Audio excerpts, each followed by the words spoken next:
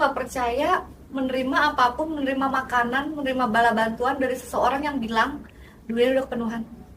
Gue pengen depopulasi deh. Dan cara depopulasi adalah melalui vaksin. Itu ada, bukan saya ngomong ya, itu Bill Gates sendiri yang ngomong. Ada, dia ngomong di forum tahun 2019. Sebenarnya Bill Gates, Bill, kalau kamu nonton ini, ya, kenapa kamu nggak kerja sama Chef Citra, Bill? Bikin yuk, bikin makanan bener-bener bergizi buat seluruh dunia. Ngapain sih pusing ngurusin vaksin? Mendingan naikin gizi anak-anak. Mendingan tanam yuk real food, sayur tanpa pestisida, Bill.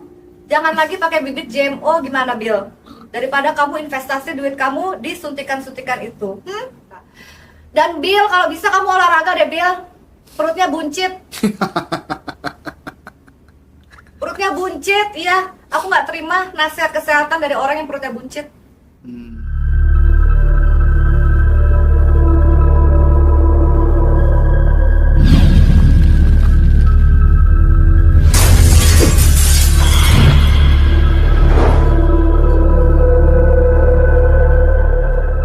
Yang terbaru soal ini ya, apa rencana uji coba vaksin TBC ya, Bill Gates.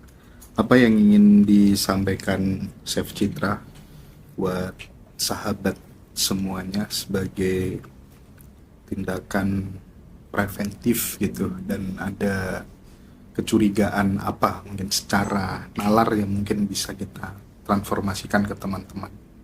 Kita kan di tubuh kita ini punya antena ya, ada dua. Ada antena spiritual dari pineal gland, ada juga antena intuisi. Oke. Dipakai di dua-duanya. Aku nggak bisa bilang apa-apa, aku nggak bisa bilang jangan, tidak, atau bahkan iya. Setiap orang dibekali dengan antena itu masing-masing. Coba deh diaktifkan antenanya dan ditanya ke badannya sendiri. Sama kayak waktu pada tahun 2020, tanya ke badannya sendiri, ini bagus atau tidak. Tanya kepada Tuhan, tanya kepada the greater power, ini sebenarnya bermanfaat atau tidak. Atau ini cuma akal-akalannya elit gembel aja sebagai bagian dari depopulasi mereka. Tanya aja, nanti juga badannya akan menjawab sendiri.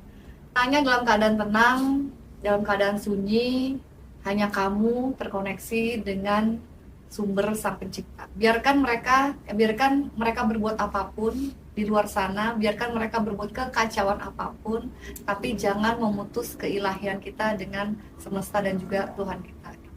Tanya aja, mereka mau bikin suntikan apapun gitu ya, suntikan gen gemuk kayak, suntikan gen kurus kayak, selalu dah. Nah, antenanya diaktifin dulu. Mungkin teman-teman akan bertanya, caranya gimana? Aku kan belum aktif untuk mengaktifasi pineal gland, terus kemudian hidup selalu dipandu sama intuisi gitu. Apa yang bisa aku lakukan? Jika kemudian itu dilakukan terus-menerus, maka kedua antena itu akan benar-benar aktif dan bisa menjadi guidance bagi kita. Sapa dulu badannya. Karena kebanyakan orang tuh bekerja autopilot ya. Kita semua yang hidup dalam dunia perkotaan ini kebanyakan tuh bekerja dalam mode survival mode gitu. Jadi memang Matrix atau para globalis ini memang inginnya, tujuannya adalah kita terdiskoneksi dengan alam, terdiskoneksi dengan Sang Pencipta, terdiskoneksi dengan diri kita sendiri. Tujuannya apa? Supaya gampang dikontrol, supaya gampang dimanipulasi, supaya gampang digiring gitu loh. Nah, memang kehidupan perkotaan dan kehidupan modern saat sekarang ini dibuat sedemikian rupa sehingga kita tidak punya lagi waktu bahkan untuk mikirin diri sendiri aja nggak punya gitu loh. Supaya mereka itu ketika membuat apapun, rencana apapun, sama kayak seperti lomba, digiring aja mau, digiring aja manut gitu. Nah, caranya apa? Sapa diri kita dulu sendiri gitu. Hai Citra, hai Hendra gitu. Sapa aja, mulai berkomunikasi sama diri sendiri dan naikin vibrasi kamu. Mulailah pakai produk-produk yang nggak mengandung bahan kimia berbahaya, karena sebenarnya itu yang mereka mau gitu loh, supaya kita itu memang diisi nih badan kita nih sama hal-hal yang nggak penting, sama racunnya mereka. Racunnya mereka tuh macam-macam ya, bisa dari udara, air, bahkan sampai suntikan pun termasuk dalam produknya mereka gitu. Mereka yang bikin itu semua, mereka yang bikin dari mulai produk hair care, body care, apapun itu yang supaya membuat kita tuh jauh dari hal-hal yang sebenarnya terhubung dengan alam gitu. Nah, kamu bisa stop penggunaan fluoride supaya enggak bikin kerak di pineal gland kamu, tidak terkalsifikasi pineal gland, supaya bersih pineal gland. Pineal gland itu merupakan suar, kalau secara ranah spiritual itu merupakan suar kita, antena kita terhadap Sang Yang Maha Kuasa. Bersihin itu dulu, karena dengan bersihnya pineal gland bisa mempertajam intuisi dan kita bisa tahu tuh mana yang palsu, mana yang asli, mana yang benar, mana yang salah gitu. Bisa mempertajam insting kita sebagai manusia, karena memang udah keahlian, bukan keahlian ya, sudah merupakan ability atau kemampuan dari setiap manusia untuk memiliki itu. Udah by default kita udah punya itu, Fitrahnya udah begitu. tinggal ditajemin aja. Tapi andai kata kemudian itu udah terasah, termasuk tidak menggunakan produk-produk kimia, penggunaan fluoride dan lain sebagainya, seperti apa sih buah yang bisa kita rasakan gitu, based on pengalaman yang dialami oleh Kak Citra sendiri gitu? Ya, kita kan hidup dalam ekosistemnya mereka nih, dan memang secara blueprintnya memang kita tuh dilahirkan di bumi ini. Ini adalah media kita nggak bisa lari dari sistemnya mereka, kita tidak bisa lari dari matriksnya mereka, kita berdampingan hidupnya dengan mereka. Kalau kita memilih di jalan yang terang, mereka pasti memilih yang gelap, tapi dualisme ini selalu terjadi gitu loh, selalu ada. Nah, apa imbasnya, apa akibatnya jika kita sudah mempertajam intuisi? Jadi kita tetap hidup berdampingan, tapi dengan operating system yang berbeda gitu loh. Jadi terserah dia lu mau bikin kekacauan apa, saya tetap di garis yang ini. Iya. Jadi garis putihnya tetap, mereka biar aja di garis hitam gitu. Karena sekarang udah jelas banget pembagian antara yang putih yang mana, yang kubu yang dark side yang mana, yang hitam yang mana. Udah jelas nih, gitu kan. Tinggal lu mau pilih yang mana. Di era globalisme saat sekarang ini, sampai nantinya bumi ini di reset lagi, udah nggak tahu yang berapa kali. Nah, udah jelas nih, lu mau di bagian yang mana, mau di bagian yang terang atau mau di bagian yang gelap gitu. Nah, kalau memang sudah kita udah ngerti cara kerja sistem matriksnya mereka, ya udah hidup berdampingan nggak apa-apa, tapi jangan pakai produk-produk mereka misalnya, atau jangan terbawa fear mongeringnya mereka atau tebar-tebar ketakutannya mereka gitu. Tetap aja pada frekuensi kamu. Sebenarnya pada intinya adalah ini semua perang frekuensi.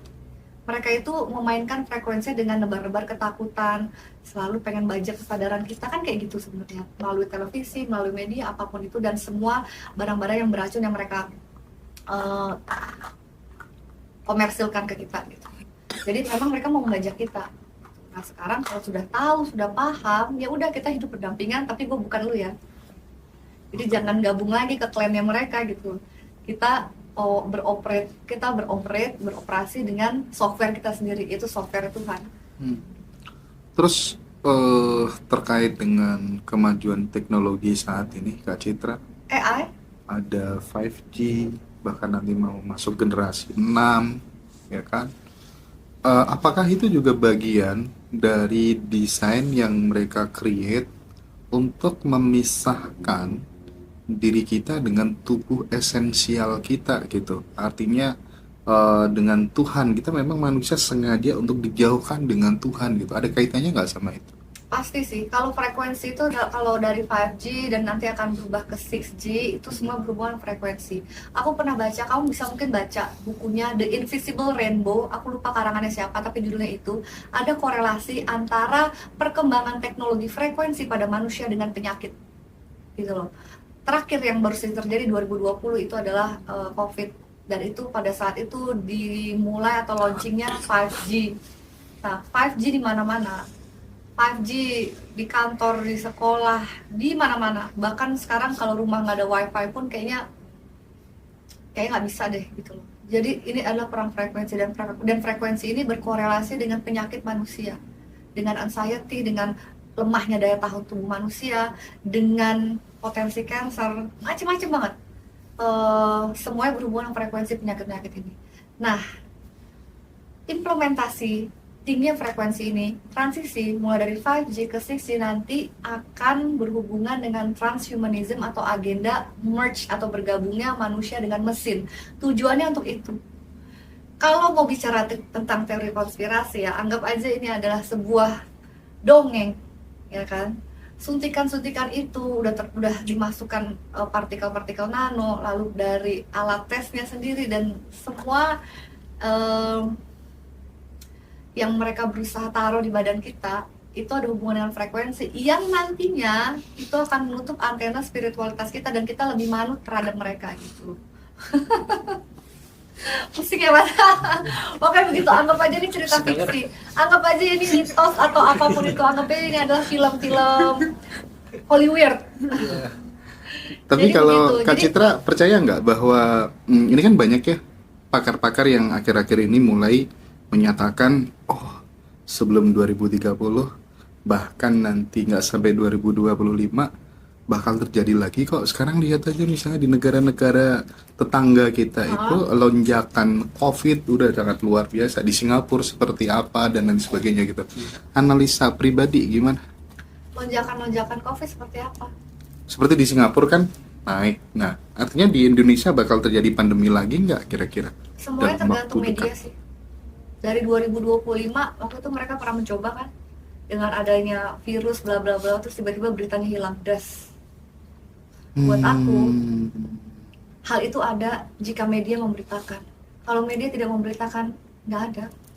Jadi kadang-kadang kita dibuat percaya bahwa sesuatu tuh ada. Gajah tuh terbang kalau medianya tuh menyiarkan. Oh, iya. Seseorang bisa keluar angkasa 11 menit lalu kembali lagi. Kita Hmm. percaya dia pergi keluar angkasa karena medianya memberitakan semuanya. Jadi bukan cuma satu. Oh, bukan cuma Citra aja yang ngomong. Iya. Ternyata media ini, media mainstream ini, media seluruh dunia sepakat narasinya sama dan kita percaya bahwa itu ada. Itulah yang terjadi pada tahun 2020. Kita percaya, kita melihat di media ada dan bukti fisiknya waktu itu juga ada. Semuanya merupakan sebuah permainan kolektivitas. Ya, kita melihat oh ada yang jatuh, oh ada yang meninggoy, ada yang sakit, ada yang ini. Kita dibuat percaya bahwa itu adalah ada gitu loh. Padahal sebenarnya bisa jadi orang sakit itu karena memang batuk biasa. Tapi karena kita sudah dimanipulasi pikirannya, kita percaya bahwa itu ada. Semuanya adalah permainan media, angka, data. Tapi ketika dibuka faktanya, nggak ada yang nggak ada analisanya. Hmm. Bahkan nggak ada analisa setelah 2020 apa sih efektivitas vaksin-vaksin yang pernah diberikan dari mulai apapun mereknya AstraZeneca, Sinovac, ada nggak analisanya? Ternyata daya tahan tubuh seseorang terhadap yang sudah divaksin itu sekian-sekian. Ada nggak analisanya mengenai kipinya? Ada nggak analisa mengenai berapa banyak korban yang jatuh setelah vaksin? Nggak ada angkanya. Jadi kita berbicara apa ini? Kita berbicara penyakit yang tiba-tiba datang tapi ketika hilang tidak ada analisanya. Dimana apa ya? Saya nggak melihat bahwa kalau ini memang benar-benar penyakit yang mematikan dan urgent sekali, tapi nggak ada analisanya. Menurut aku terkesan jadi permainan profit ya. Jadi permainan industri jadinya. Iya. Jadi hanya menebar ketakutan terhadap sebuah anomali, terhadap sebuah kejadian tanpa berpikir gimana cara pencegahannya. Jadi ya udah boom begitu aja, gampang disetir, gampang diremotin lagi, gampang disetel, yuk kita buat lagi yuk, terjadi lagi yuk gitu loh. Semuanya ada karena diberitakan. Kalau nggak ada yang memberitakan, kalau 2020 tidak ada berita ketakutan seperti itu, pasti tidak akan ada lockdown, pasti orang akan bekerja seperti sedia kala. Betul. Karena nggak ada ketakutan, nggak ada urgensinya. Ya udah batuk, so what? Minum aja rempah, kerokan aja gih, ya kan sembuh. Kalau orang ditakut-takuti dari pikiran, kalian tahu kan, pikiran yang mengontrol semuanya ya, mengontrol kortisol kita juga, stres level kita naik, semuanya berantakan, hormon kita berantakan, semua dari pikiran. Ketika kita pikirannya sudah dihack, selesai, gitu loh. Jadi intinya itu tadi, mereka akan selalu berusaha membajak kita terhadap fearmongeringnya mereka. Kita harus beroperate atau operating system kita harus berbeda dari mereka. Kalau kita tidak ikut game atau permainan mereka, selesai, nggak akan ada yang nggak ada apapun. Jadi tergantung dari masyarakatnya, tergantung dari manusianya, mau nggak disetir lagi. Itu yang akan terjadi dengan isu TBC saat sekarang ini. Sekarang mau nggak rakyatnya? Masih mau main nggak? Nah, kalau kemudian pemerintah memang sudah menerapkan itu sebagai sebuah himbauan kepada masyarakat, diwajibkan semuanya pakai vaksin, ya. Apa yang bisa dilakukan oleh masyarakat meskipun dia sebenarnya tidak butuh dan tidak mau divaksin itu. Bilang nggak mau. Kemarin 2020 kita nggak mau tapi diem aja. Oh, Kita kalau kalau nggak maunya secara kolektif mungkin akan jadi pertimbangan buat pemerintah. kita kan rakyat ya, Uh, gitu loh. Mereka kan yang mewakili kita. Iya. Mereka harusnya mendengarkan dong mau kita apa, gitu loh. Ini bukan keputusan sepihak kan? Ini juga bukan badan mereka kan? Bukan badannya elit global kan? Ini Iya. badan kita kan? Jika kita dipaksakan sesuatu, boleh nggak sih kita bicara enggak? Harusnya boleh kan? Itu hak kita kan sebagai manusia, gitu loh. Ketika kita disuapin makanan nih, Mas Hendra saya suapin sambel, mau nggak gitu kan? Mungkin nolak kan? Terus kenapa kalian nggak menolak kalau dikasih logam berat di badan dan masih statusnya uji coba? Logam berat di badan. Ini beda sama yang microchip. Oh bukan. Logam berat itu adalah sesuntikan itu. Tapi ke depan akan mengarah ke sana. Udah jelas by book atau by ininya apa? Urutannya akan mengarah ke sana. Mereka maunya itu semuanya itu satu pintu ya. Ini udah bukan konspirasi teoris lagi kayaknya ya. Oke. Karena mereka itu pengennya semua satu pintu gitu loh. Keuangannya satu, digital, orangnya semuanya seragam, netral, genderless, semuanya pokoknya satu aja. Mereka mau semuanya rata aja. Mereka suka gitu. Mereka nggak suka kalau kita tuh patuh terhadap Tuhannya kita. Jadi mereka maunya kita patuh terhadap mereka. Populasinya gampang dikontrol. Mengarahnya kemana? Kenapa mengarahnya ke mesin? Karena mereka gampang bisa on-offin kita. Dan mereka bisa menilai, mereka bisa mengukur kepatuhan kita melalui credit scoring. Itulah yang mereka mau tentunya. Bagi teman-teman yang misalnya andai kata kemudian sudah gak bisa mengelak gitu ya, karena memang diwajibkan untuk vaksin gitu. Sebenarnya bisa nggak sih kita nginstruksikan badan kita, tubuh kita sendiri dengan kekuatan pikiran, oke, kalau kamu tidak butuh vaksin itu ya udah buang aja. Seperti itu kita punya nggak sih kemampuan seperti itu untuk mengendalikan tubuh kita, even sesuatu yang buruk masuk ke dalam tubuh kita, gimana? Bisa sih. Apapun yang tidak selaras dengan fitrah kita, dengan brand organik kita, kita bisa memerintahkan tubuh kita untuk mengeluarkan apapun itu juga. Untuk tubuh kita kan punya self healingnya sendiri gitu kan. Tapi apakah 100% akurat ya kan? Apakah bisa memang totally dikeluarkan itu? Aku nggak bisa menjamin itu, dan kembali lagi ke orangnya masing-masing. Karena kan setiap orang pasti punya garis tangan, punya takdirnya, ya kan, punya cerita hidupnya masing-masing. Jika memang ada orang yang selamat dan memang harus masih ada tugas-tugas yang belum selesai di dunia ini, ya mau dilanjutin hidupnya. Tapi kadang-kadang kecerobohan kita sebagai manusia juga membuat kita celaka, gitu loh. Jangan sekonyong-konyong, oh ya, gue nggak apa-apa nih, udah gue nyebrang jalan aja deh. Jangan melakukan hal bodoh gitu kalau bisa. Ya, sudah tahu buruk, jangan melakukan hal-hal yang beresiko untuk tubuh kamu gitu. Kita kan udah tahu nih ya kan, ya udah deh kita lakuin aja. Jadi jangan besar kepala juga, gitu loh. Memang kita bisa menyembuhkan diri kita sendiri, tapi itu pun memerlukan proses gitu.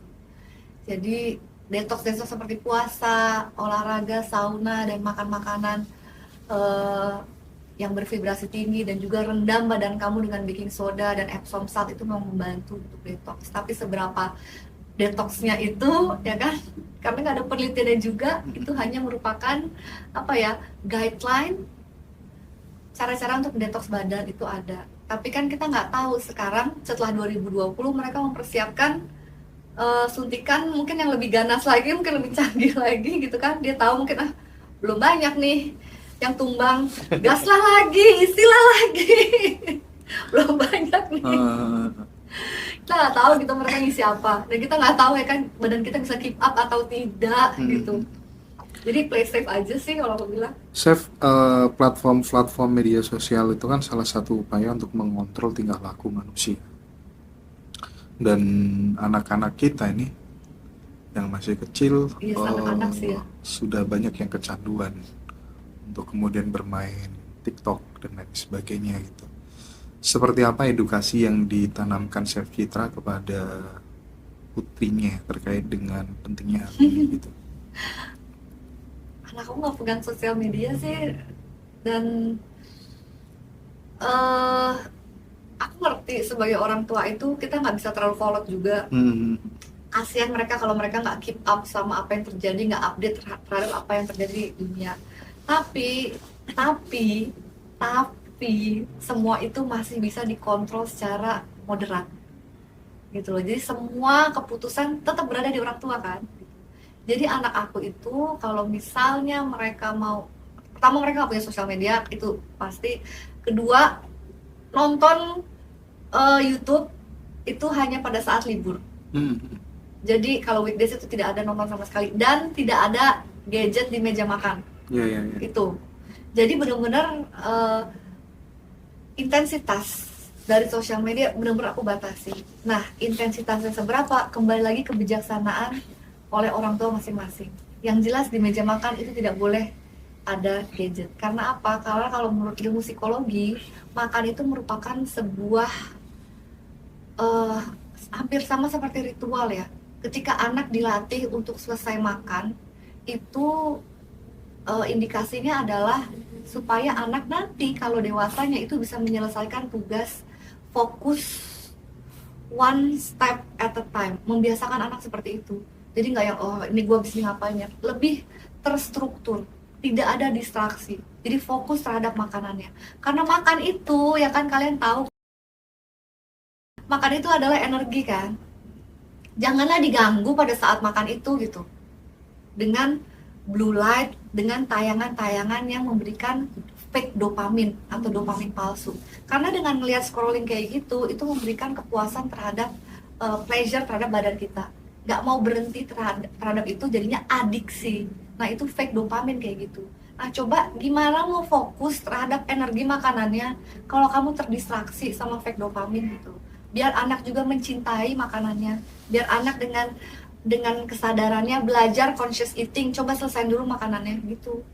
Itu paling pertama sih, makan jangan dikasih gadget orang tua. Saya sering banget ngeliat di restoran gini ya, pada ngeliatin gadget, emak bapaknya aja nggak ngobrol, Iya iya. main handphone, anaknya sibuk dengan gadget, terus ngapain di meja makan? Udah mendingan masing-masing aja satu di kamar, terus ngapain ngumpul kalau kayak gitu loh. Buat apa? Justru momen meja makan kadang-kadang momen untuk sharing. Ingat ya waktu zaman dulu kita, zaman mungkin anak-anak yang lahir tahun 80-an, orang tuanya yang belum kena sosial media kan menggunakan momentum makan malam itu atau makan siang untuk ngobrol. Kembalikanlah itu gitu loh, untuk bonding. Coba gimana mau bonding sama anak kalau seandainya anak bondingnya sama gadget? Iya iya. Gimana?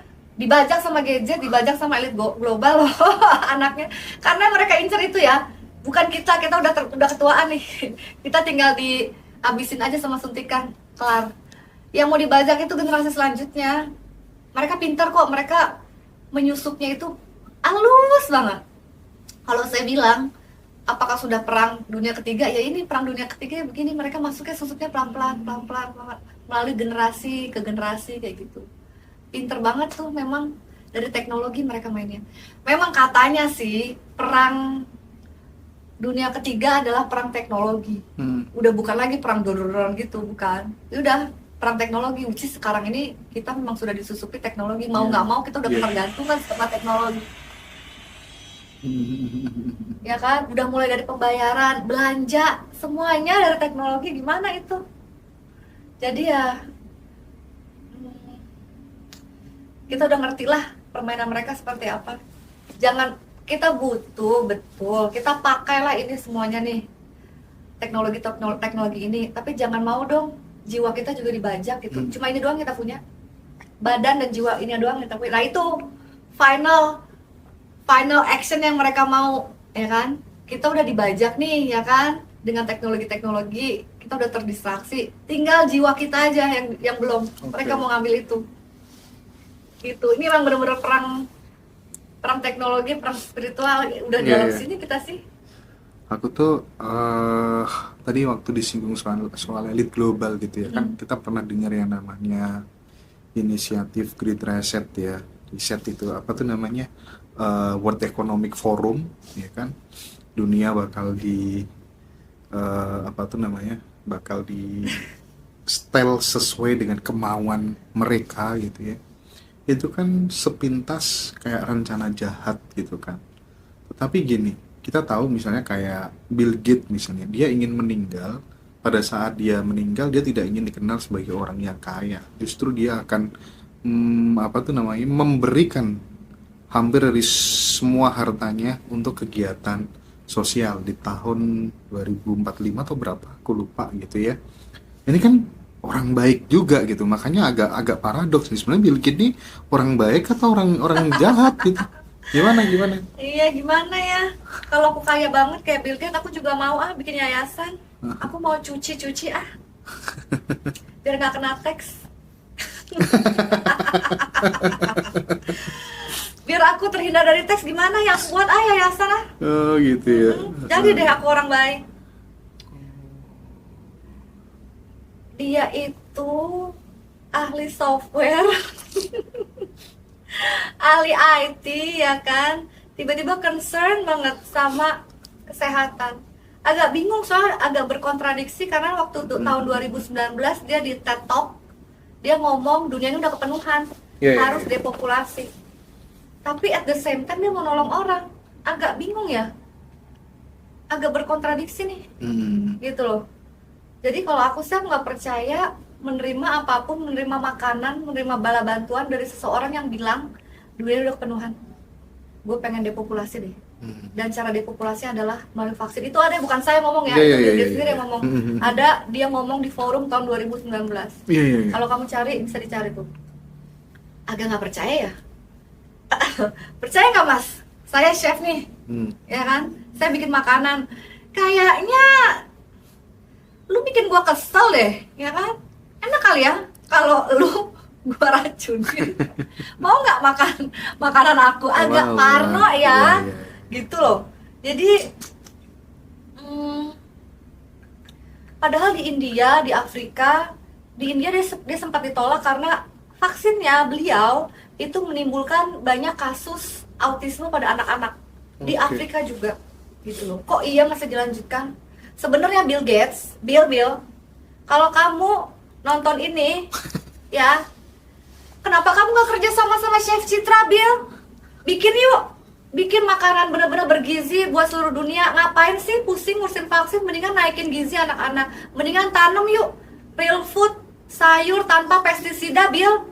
Jangan lagi pakai bibit GMO, gimana, Bill?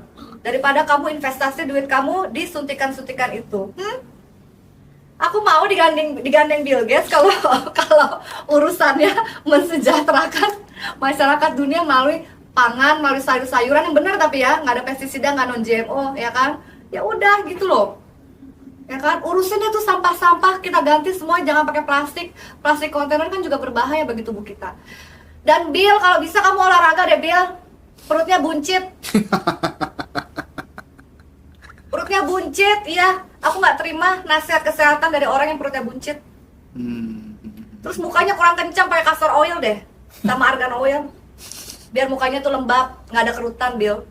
Tuh. Itu sih pesan aku. Ngapain sih ngurusin suntik-suntikan? Capek. Bener gak? Masyarakat TikTok, capek-capek kayak gitu. Mau didoakan seluruh rakyat, orang banyak korbannya, gimana sih? Mendoakan, berbuat baik. Aduh, tanam sayur aja lah, Bill. Tuh di Malang tuh tanam sayur, ya kan? Sayur non GMO, nggak ada pestisida. Jadi penting ya. Sampai kali aku Bill ngeliat kamu kelakuannya.